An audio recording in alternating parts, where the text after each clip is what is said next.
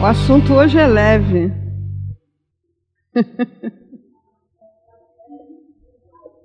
Light. Bom, a gente não vai entrar na questão do estudo da obsessão conforme a codificação, porque o tempo é complicado para isso, né? Só o estudo de obsessão que tem na obra de Kardec, a gente ia ficar aqui um ano inteiro, né?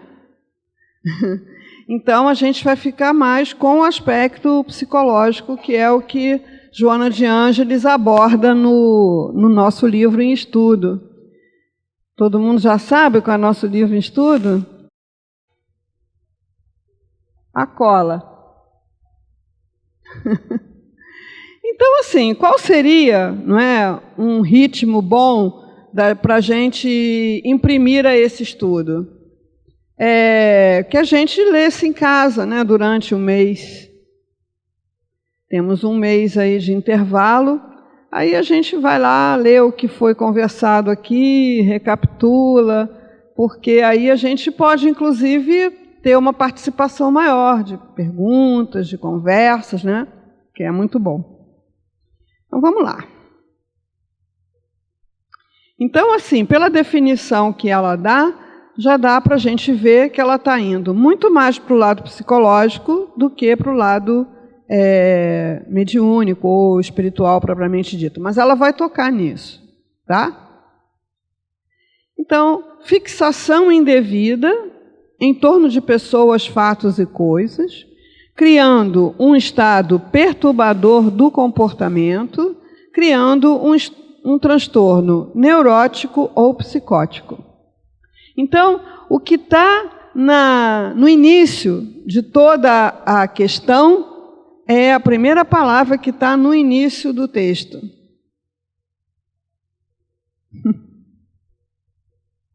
Fixação. Fixação.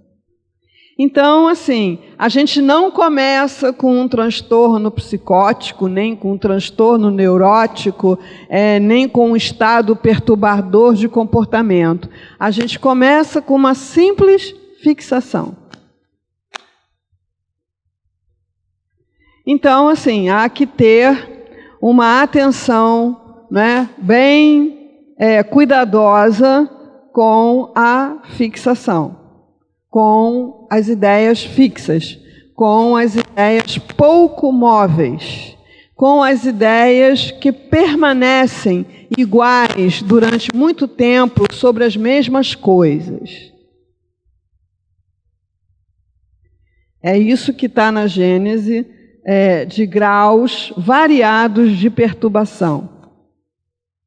E como é que eu sei se eu estou tendo esse negócio?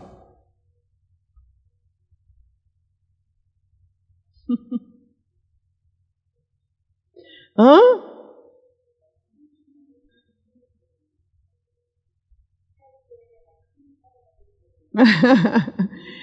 Às vezes ela até começa positiva, né?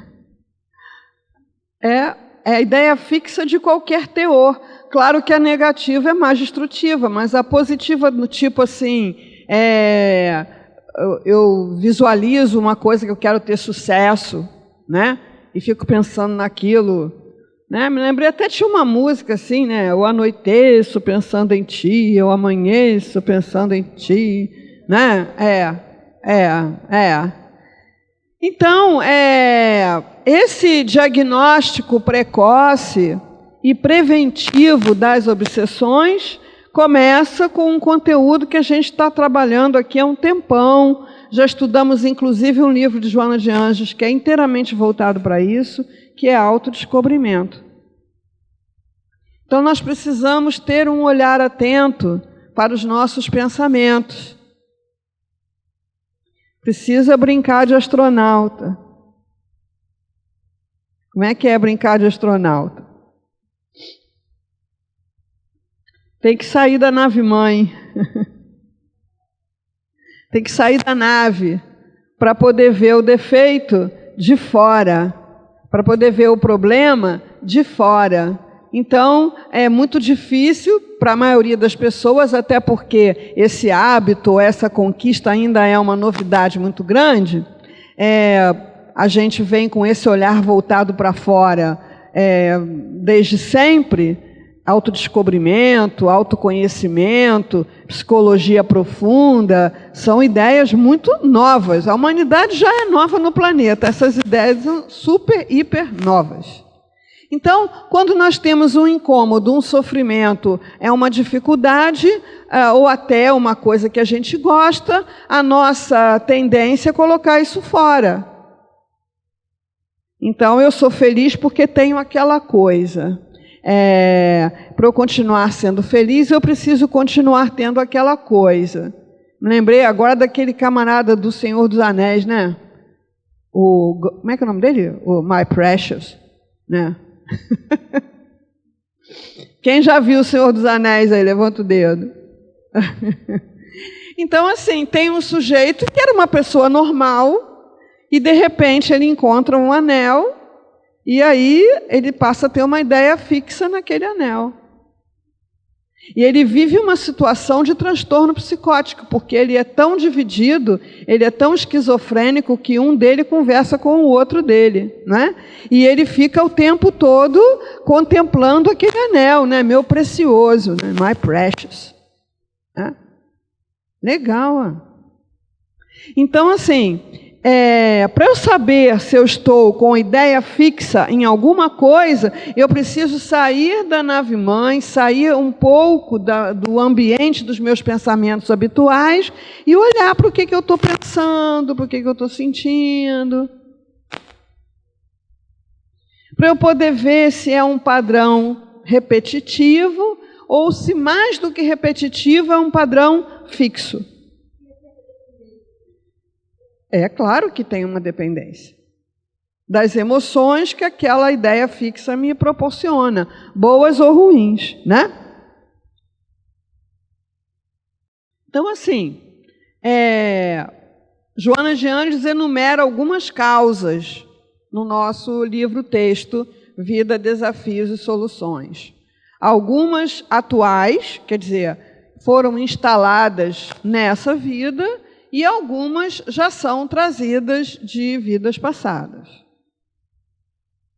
Ambições desmedidas, desregramentos comportamentais, anseios exagerados, conflitos profundos causados por escolhas equivocadas, circunstâncias agressivas, condutas extravagantes no campo da ética e da moral. Então, pode ser que eu, olhando para a minha vida hoje, eu não encontre nada disso. Pode ser que eu encontre. Mas as ideias fixas, elas geralmente estão ligadas a algum tipo de situação desse gênero. Então, a ambição desmedida é aquela coisa, a pessoa que vive na expectativa de conquistar algo, e nisso empenha toda a sua força, seu talento, suas ideias, suas habilidades. E aí existe uma linha de separação muito delicada entre o que é dedicação e o que é fixação. Por isso que é fundamental o autoconhecimento. Conflitos profundos talvez seja das coisas mais comuns.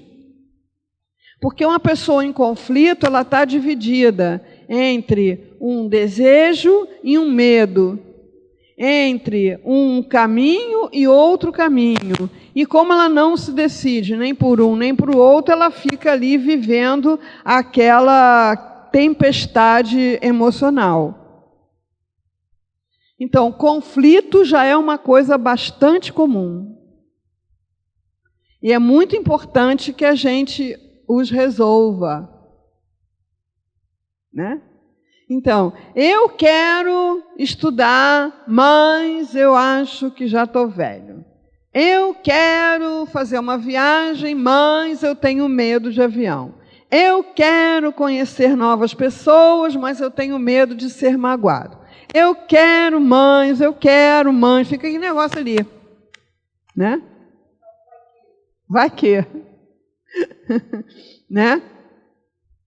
Então, assim, conflitos são bastante comuns no repertório de situações que geram sofrimento, que geram fixação e que geram obsessão. Se eu quero fazer alguma coisa, mas não faço porque temo isso ou aquilo, e aquilo que eu temo é uma coisa imprevisível, eu vou ficar preso a esse medo, mas continuando a desejar aquilo que eu desejaria ou que eu faria. Então, nesse lugar, é muito fácil que eu estabeleça uma sintonia com outra mente, também paralisada pelo medo. Porque as interligações que acontecem nos processos obsessivos não são apenas de vingança. As ligações que se estabelecem nos processos obsessivos são também por afinidade. Então, eu gostaria de acompanhar a programação do Teatro Municipal.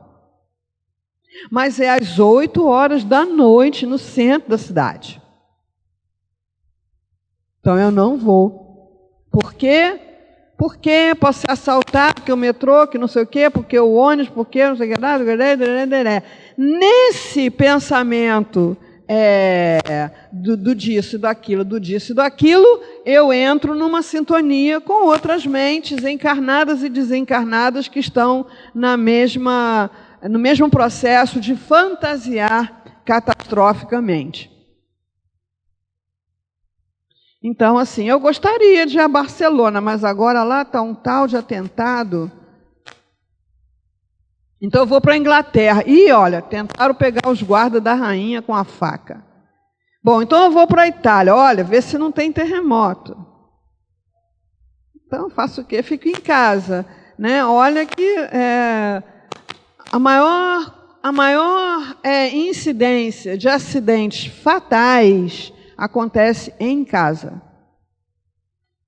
Dá de 1000-0 em acidente aéreo, dá em 1000-0 de acidente automobilístico, né? Pessoas que escorregam no banheiro, bate com a cabeça, quebra o fêmur, depois morre no hospital, né? Pessoas que tomam choque, pessoas que se intoxicam com gás, enfim. Então, bom, se eu não posso sair, viajar, nem ficar em casa, o que eu faço? Sai do conflito e vê o que você quer fazer. Né? Parece simples, né? À medida em que a gente enfrenta as fantasias catastróficas, como é que a gente enfrenta? Com o conhecimento que a gente aprende na doutrina espírita, com as instruções de Joana de Ângeles, com a prece, mas principalmente com o enfrentamento.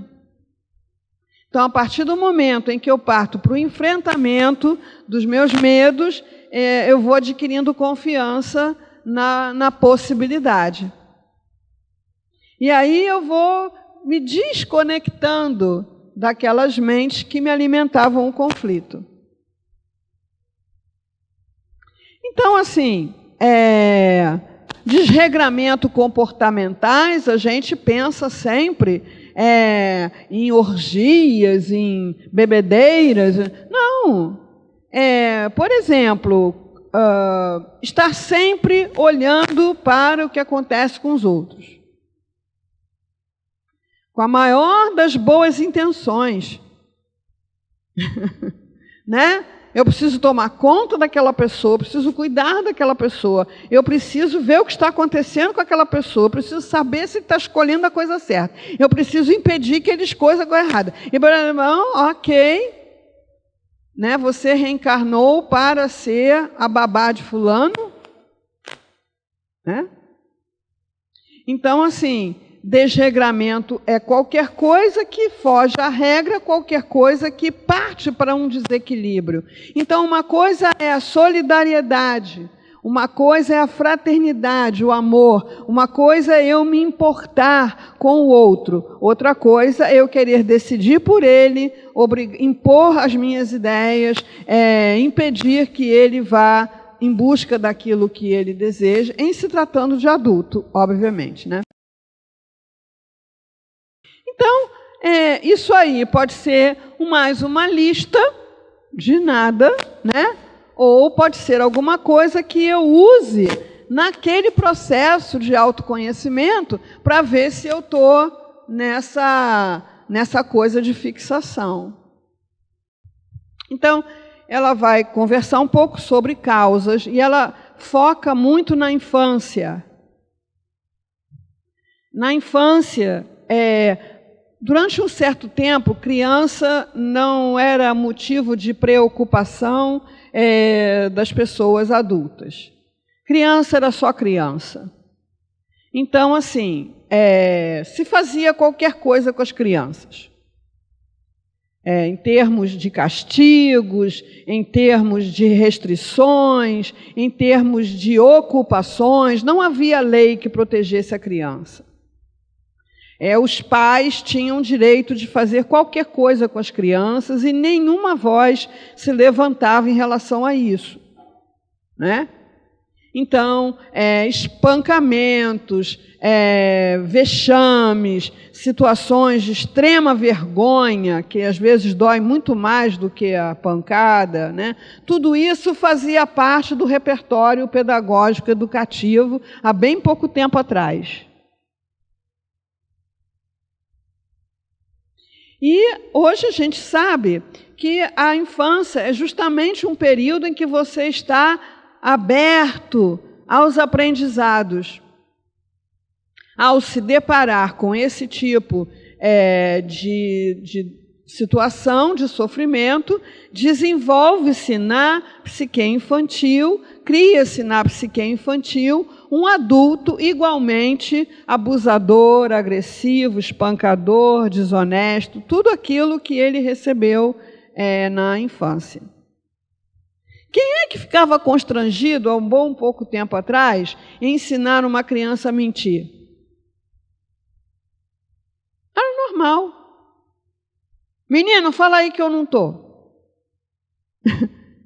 Ninguém ficava chateado com ele. Ninguém achava que isso poderia ser errado, né? Criança tinha mais era que obedecer a ordem mesmo, sem questionar, né? Então, aí se começou a falar, não, olha só, não é bem assim não. A criança, ela está muito aberta ao que acontece à sua volta, e o que acontece à sua volta vai determinar o que ela vai ser. Para superar aquilo que ela recebeu na infância, ela vai ter que se esforçar muito, ela vai ter que ser muito bem tratada, cuidada para poder superar, porque vai gerar matrizes defeituosas dos seus comportamentos. E não esquece. E aí se começou a falar em trauma, e aí até virou gozação, né? Não pode, ficar traumatizado, tudo fica traumatizado. No meu tempo não tinha isso de ficar traumatizado. Ficava assim. Agora até com raiva, porque no seu tempo tinha isso e agora não tem mais. Então, não são as durezas pelas quais a família passa que traumatizam. Não é a pobreza que traumatiza. O que traumatiza é a violência que a família pratica contra a criança. E isso acontece em qualquer nível social. Essa agressão, inclusive, pode ser a indiferença, que é a coisa que mais dói no ser humano, é a indiferença. A indiferença dói mais do que a agressividade. Tem um psicólogo, não vou lembrar o nome dele agora, se vocês botarem no Google, você acha, Carícia Negativa, o livro que ele escreveu, né? A Carícia Essencial. A Carícia Essencial. E nesse livro ele fala da carícia negativa, quer dizer, aquela criança que ninguém olha, ninguém presta atenção, ninguém cuida, ela vai começar a ter comportamentos desajustados para ter atenção, mesmo que seja para ser punida. Então, logo que eu me mudei para o meu condomínio, estava uma moda daquela motinho bis, né? Um motinho que você comprava, né? E vários meninos no meu condomínio, na faixa de 10, 11 anos, por aí, andavam pelo condomínio com aquelas motinhos. Primeiro eles andavam, depois eles corriam, depois eles faziam cavalo de pau, depois eles empinavam a moto, depois um filmava o outro fazendo essas manobras, e começaram a fazer isso em frente à minha casa. Eu falei com seguranças, olha só, tem que avisar os pais, uma hora vai cair um aí com a moto em cima, vai bater com a cabeça, vai morrer. A gente já falou, doutora, mas os pais dizem, se ele der algum prejuízo, eu pago. Né? Então, enquanto esses pais estavam em suas casas, voltados para aquilo que lhes dava prazer, ou lá o que seja, eles estavam sendo indiferentes a esses filhos que estavam fazendo isso para ter qualquer atenção, qualquer uma. Né? Então, a criança fica traumatizada, sim. E esse trauma vai ser a matriz do comportamento futuro. Conflitos de profundidade. Então, eu falei aqui num conflito de superfície. Vou ao teatro municipal ou fico em casa porque eu tenho medo de assalto? Esse é um conflito de superfície. Mas, além desses conflitos de superfície, nós temos conflitos da profundidade, conflitos inconscientes, situações de vidas passadas. Mas, por mais inconsciente que seja, de algum modo se expressa, de algum modo influencia. Às vezes até, como diz o Jung, constela. Sem saber como a pessoa tem aquele comportamento esquisito que ninguém entende, provocado por uma situação qualquer, né?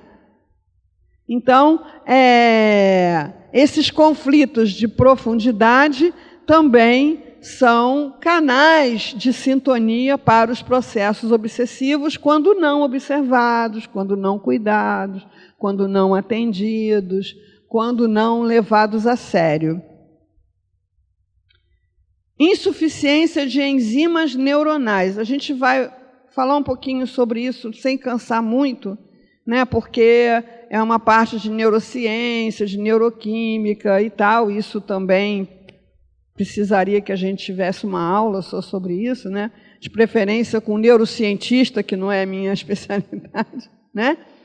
Mas as enzimas, elas favorecem ou inibem as sinapses, a comunicação entre um neurônio e o outro.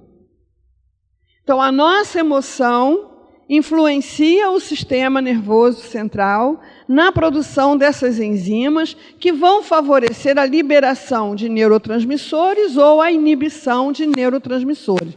Então, por exemplo, se eu tiver como resultado final de uma emoção a inibição da produção de serotonina, eu vou desenvolver depressão. Porque a serotonina é o hormônio da vida ativa, do humor, né? Então, a ciência materialista trabalha, sob o nosso ponto de vista, na contramão. É o distúrbio da secreção da serotonina que causa depressão, no ponto de vista materialista.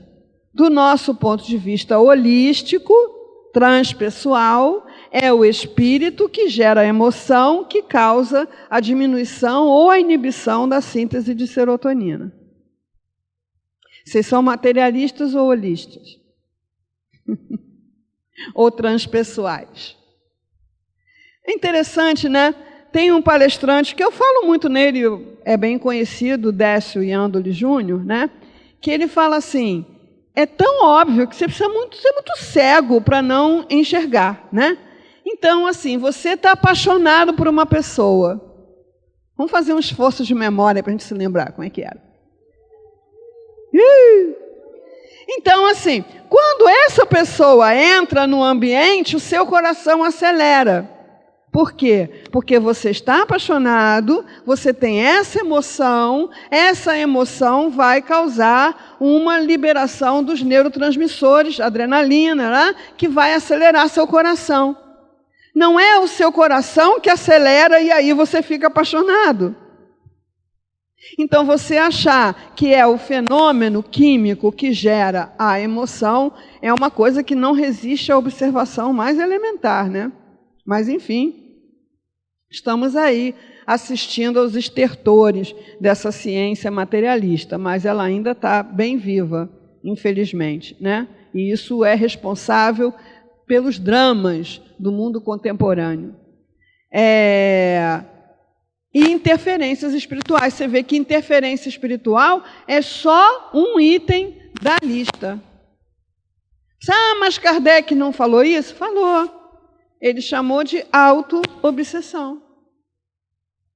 Então, naquela época em que não tinha todo esse pacote de informações que a gente tem hoje, ele já falava desse tipo de obsessão que é o próprio espírito que causa sobre si mesmo. Isso ajuda a gente a pensar a obsessão mais como um fenômeno interno do que uma coisa de fora para dentro. E é interno mesmo quando está em curso um processo de vingança.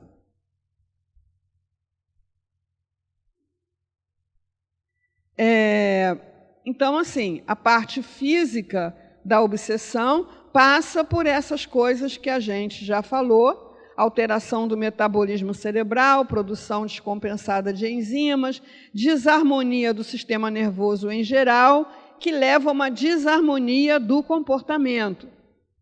Então, o que seria um comportamento harmônico? É uma pessoa que nunca se altera?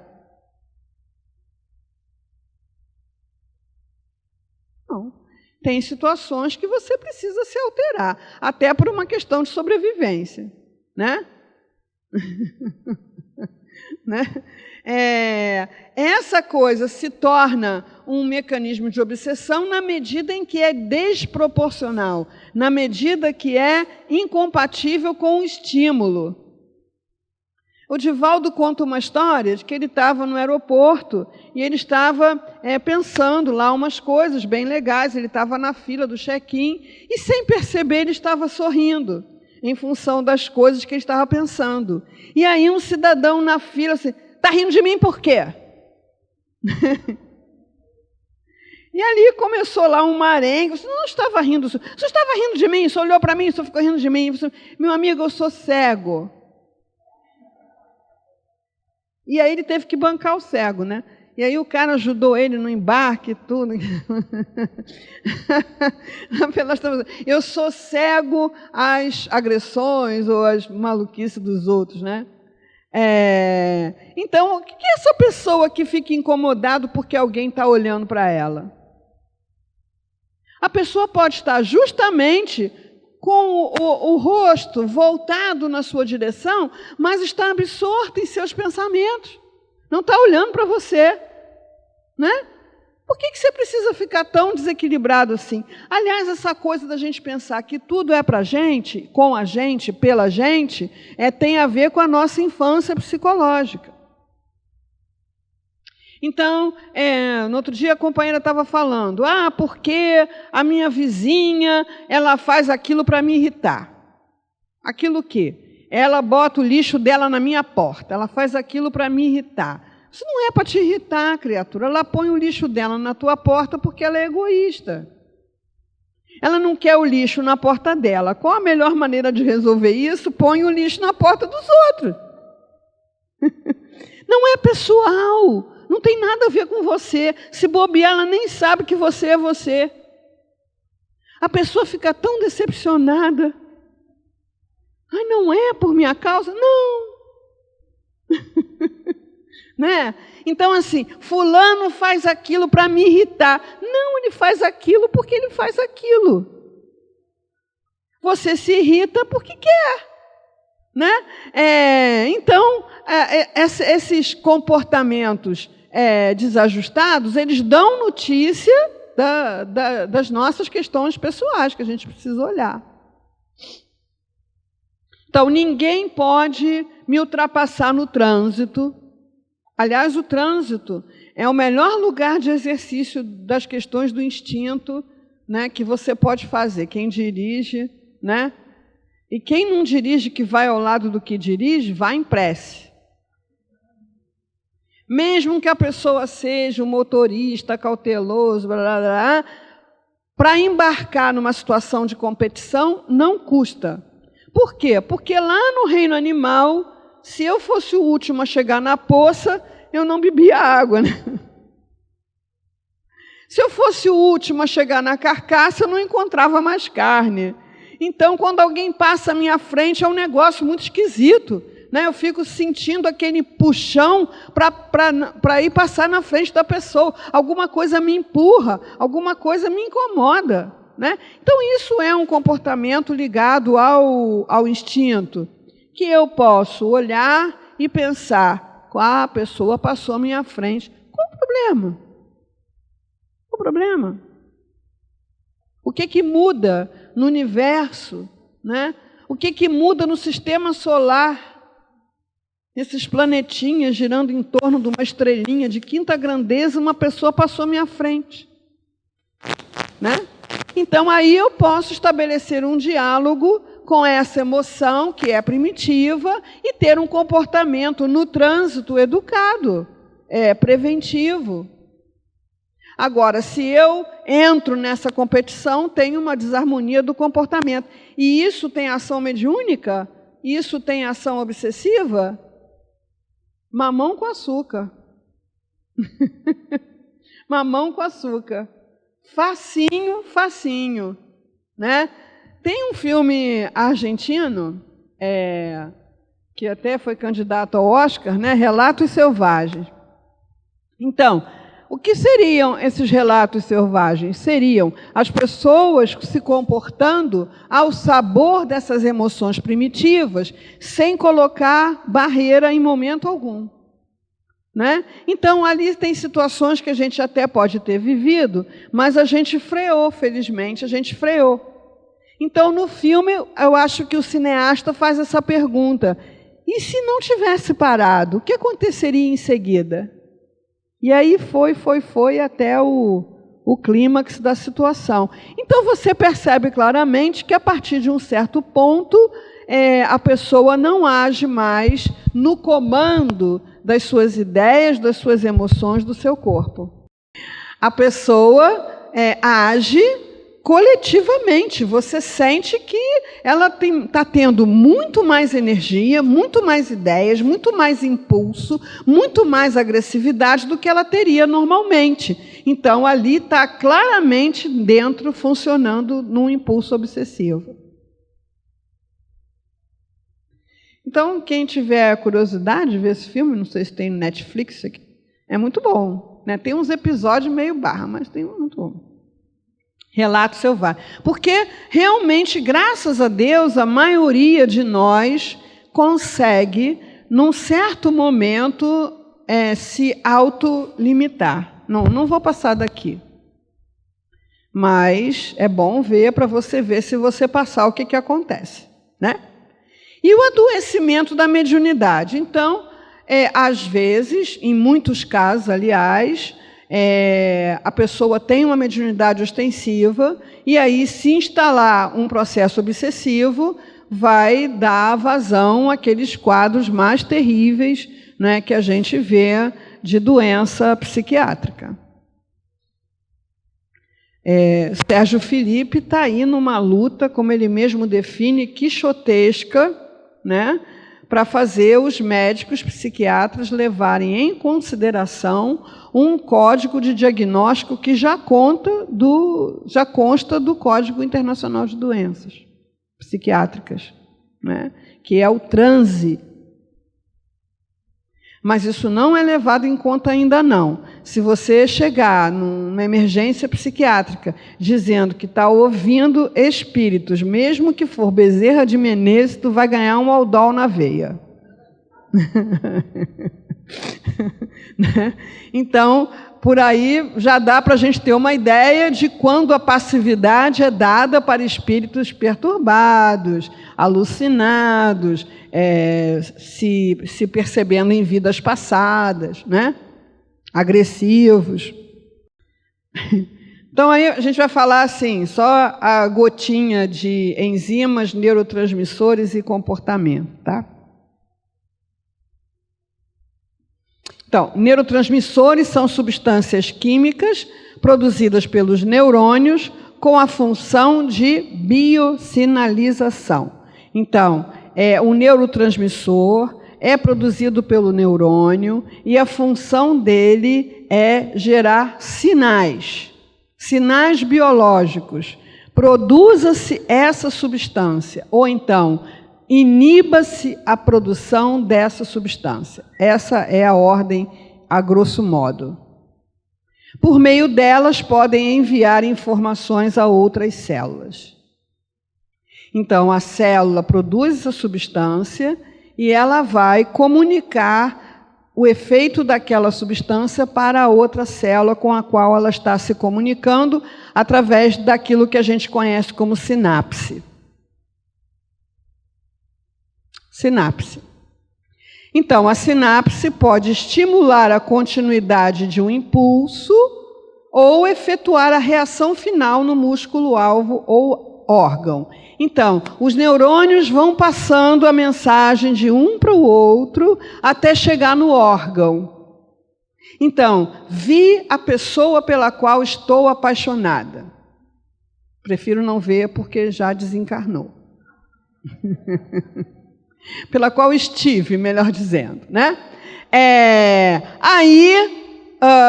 Essa emoção vai fazer com que o meu neurônio sintetize esse neurotransmissor, a adrenalina, que vai se comunicando de um para o outro até chegar no músculo cardíaco, provocando a aceleração do batimento. Essa aceleração do batimento vai causar um aumento de oxigenação em determinadas áreas e diminuição em outras tantas. Tudo com uma função pré-estabelecida. Os neurotransmissores agem nas sinapses, que são o ponto de junção do neurônio com outra célula. Aí tem um esqueminha aí, ó. Então, a gente tem aqui um neurônio se comunicando com o outro. Aqui na membrana, o marronzinho que reveste o laranja, a gente tem os pontos aonde chega o estímulo da emoção. Ali se provoca a ordem para que essas vesículas que estão acumuladas de neurotransmissores se abram, se rompam e derramem a substância no espaço intersináptico. A fenda sináptica. Derrame aqui. E aí vai ser captada na célula pós-sináptica. Então, aqui é o axônio pré-sináptico. Então, o axônio é aquela perninha do neurônio, né? Tem lá a cabecinha e a perninha, né?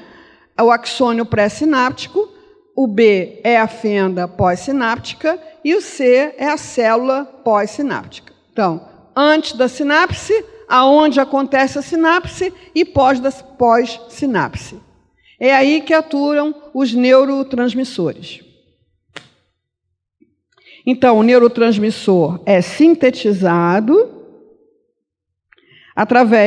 por meio de um estímulo do meio externo ali onde está aqueles tracinhos marrons na borda do neurônio, atravessa a membrana do corpo celular da estrutura neuronal por intermédio de mecanismos especializados. Então, quando a gente vê um negócio assim simplificado, a gente fica com a cabecinha cheia de porquês, né? Mas como é que é isso? Como é que é isso? Então, você está aí convidado a aprofundar os estudos, né?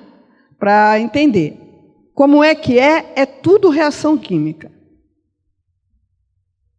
e elétrica. Então, vem a emoção, estou apaixonado. Essa emoção causa uma turbulência ali na borda da célula, na membrana da célula.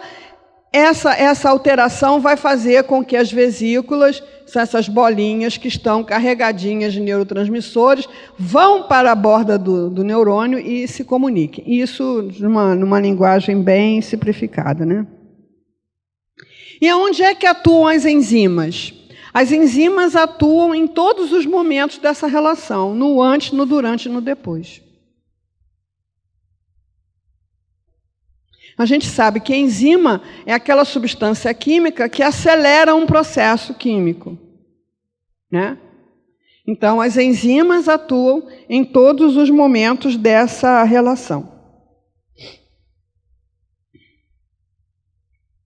Então, enzimas, proteínas especiais da célula transmissora retiram o neurotransmissor da fenda sináptica.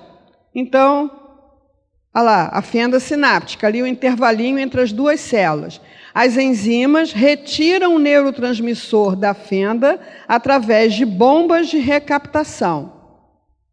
Então, a bomba de recaptação está ali representada numa bolinha verde. A bomba que vocês têm em casa, se tiver uma bomba hidráulica, o que ela faz? Né? Ela tira a água do tubo e empurra para cima, para a caixa, né? Então, essas bombas fazem a mesma coisa. Elas pegam aquilo que foi secretado e empurram. Algumas enzimas inativam quimicamente os neurotransmissores, interrompendo a sua ação. É aí que você pode ter a inativação da serotonina, por exemplo, e desenvolver um quadro de depressão. Então, todo esse estudo sobre transmissão, neurotransmissores, enzimas, o nomezinho deles, né? Serotonina, acetilcolina, adrenalina, noradrenalina, tudo isso são, para nós que estamos mais focados no aprendizado da psicologia espírita, fica aí como um convite, né, para ampliar o conhecimento, que é uma maneira de você também manter seus neurônios jovens e vivos, né? Se a hora que teu cérebro percebe que tu não aprende mais nada de novo, aí tu começa a enferrujar. Então, assim, quando a gente estava lá na escola, a gente teve que decorar os rios da margem esquerda, da margem, né? Dia desse, lá no noticiário, eles falaram, o rio Juruá, por isso existe. Isso existe, né? Então, lá na escola, você foi obrigado a declarar fórmulas de física, de química, de acidentes geográficos. Tu foi obrigado a decorar um monte de coisa. Foi fácil? Para mim não foi. Foi difícil pra caramba, né? Meu pai quebrou não sei quantas réguas em cima. Para não quebrar em mim, ele quebrava na mesa, né? E a gente ficava lá, tendo que decorar aquelas coisas. Aí chegou uma hora que não precisa decorar mais nada, já sabe tudo.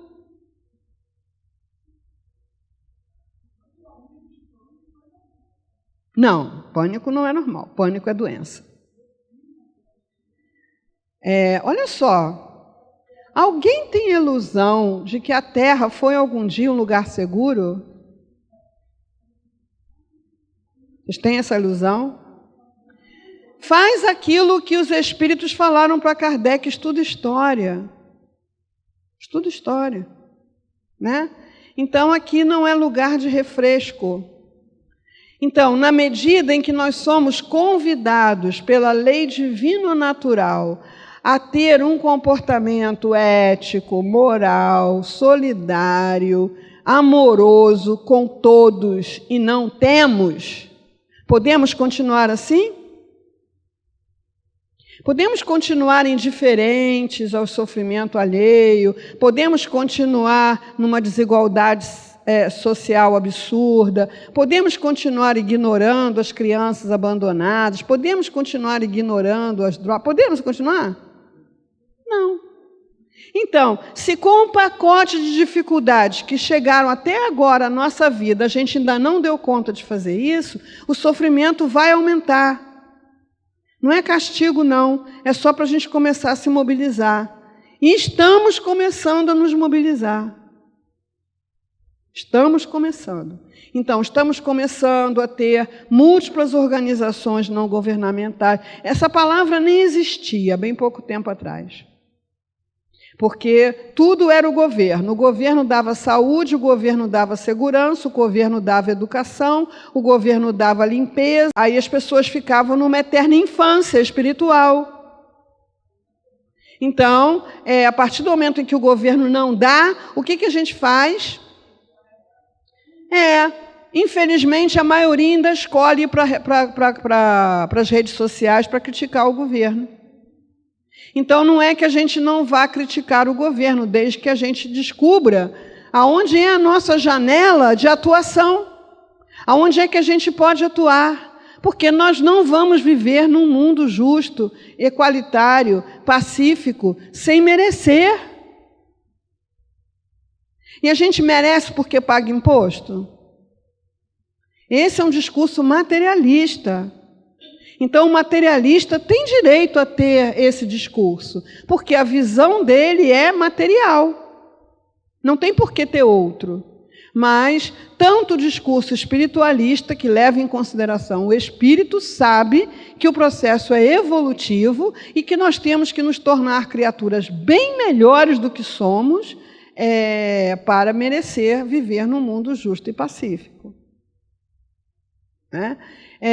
E, mesmo assim, entre os materialistas existem espíritos com desenvolvimento ético impressionante que, mesmo apesar do materialismo, conseguem ser muito mais ativos do que muitos espiritualistas que só ficam reclamando.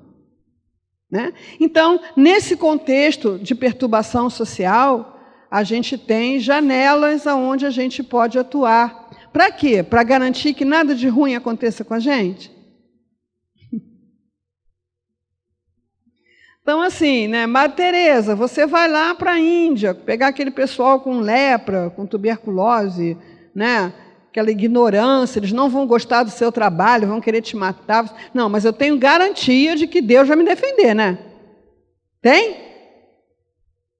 Não tem. Não tem.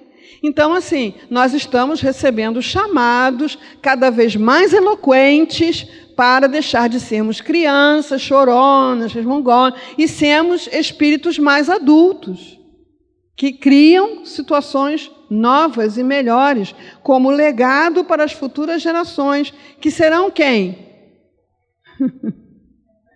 Nós mesmos. Nós mesmos, Então, vamos lá, transtornos neuróticos e psicóticos. Pânico é um transtorno neurótico. Toque é um transtorno neurótico. Também.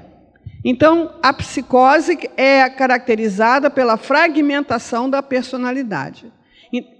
A psicose. Então, os estados psicóticos são aqueles em que o ego... Vamos pegar lá as coisinhas que a gente já estudou de Jung, para ver ego, self, inconsciente, pessoal, coletivo, arquetípico, O ego fica tão fraco, tão fragilizado, que ele não dá conta de manter a identidade. E aí a psique é tomada pelos conteúdos inconscientes. Então, a psicose é uma coisa que começou com uma fixação, com uma ideia fixa, não foi resolvido, passou para um transtorno neurótico, não foi resolvido, abre caminho para uma psicose. Mas tem pessoas que já reencarnam com uma tendência muito grande à psicose, instalam uma psicose, às vezes na infância, na juventude, Aí, como é que pode? Como é que pode? Como é que pode um jovem, de 14, 15 anos, já ter uma psicose?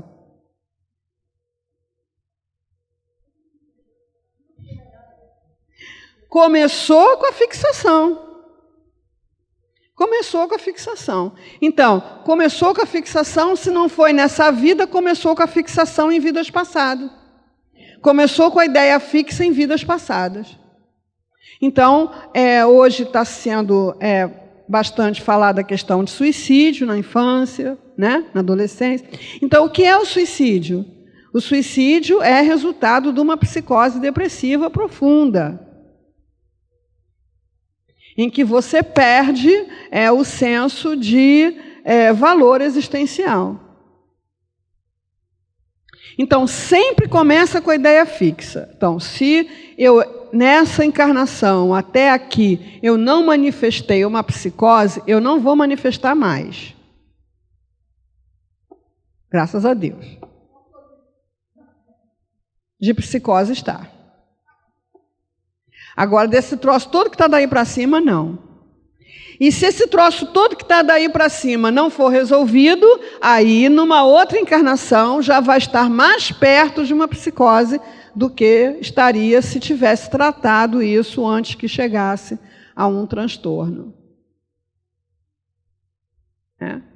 Então, assim, não é toda tristeza que é depressão, não é todo hobby que é fixação, não é toda mudança de humor que é bipolaridade, não é todo medo que é pânico. Então, isso são diagnósticos de patologias. Então, você precisa consultar com um psiquiatra para ele diagnosticar. Então, assim, eu tenho medo de assalto. Faz bem ter, né? Faz bem, porque realmente é uma coisa perigosa, né? Não é bom não ter medo de assalto, né? Praticar ser assaltado como esporte radical, né? Eu adoro adrenalina, então eu vou passear lá no Alemão 2h da manhã para ver se eu sou assaltado. Mas eu tenho pânico. Então, como é o pânico? Em todos os lugares eu vejo assaltantes prontos, dispostos a me assaltar, né? No lugar. E isso gera uma sensação de medo muito intensa. Minha hora, socorro, madrecita. Vamos encerrar. Isso a gente repete depois, né? Então, assim, uma hora eu sou inundado pelas emoções do medo, mesmo estando sentado aqui no auditório do ICEB. Estou aqui sentado no auditório do ICEB, sou invadido por uma onda de medo, como se eu estivesse prestes a morrer. E a pessoa tem uma sensação de morte muito intensa, a ponto dela ter que ser levada para uma emergência várias vezes, até que alguém diagnostique que ela não tem doença no corpo, ela tem pânico. Tá? Aí a gente para aqui e deixa... Então, transtorno de ansiedade... mas eu não sei se você tem transtorno ou se você tem ansiedade, tá? A ansiedade é uma coisa. Eu vou ter que ir no banco. Bate um friozinho na barriga. Será que vou ser bem atendido? Será que não vou? Né? Agora, o ansioso adoecido, ele está sempre no futuro, ele não sossega no presente 1 minuto. O tempo todo ele está tentando se antecipar às situações.